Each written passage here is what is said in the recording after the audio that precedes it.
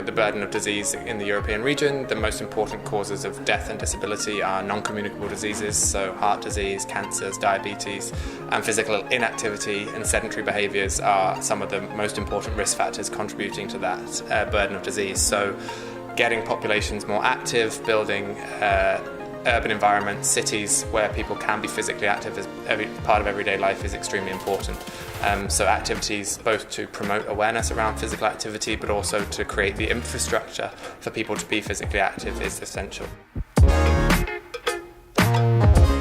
Absolutely important on many different fronts. I think weeks like the European Week of Physical Activity and Sport is extremely important, both in terms of raising awareness with national governments about the need to take some actions, but also with the public, reminding them of the importance of being physically active.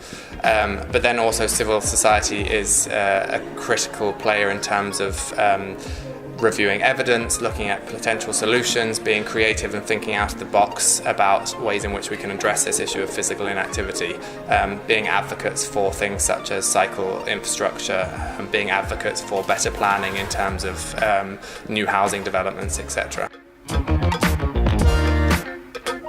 I think every voice counts, and I think find your target audience, whether you want to work with low socioeconomic groups, whether you want to work with children, older people, for example. Keeping people physically active in later life is extremely important. Smaller civil society organisations could create a niche and focus their efforts towards one specific group and then tailor their messages and activities to address the needs of that group in particular.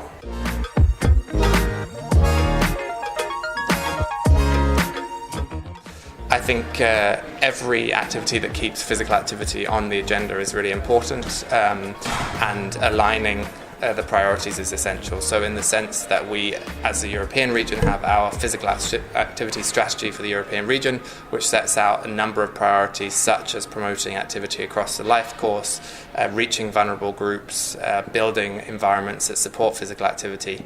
I think those are messages that can be picked up by governments but also picked up by civil society.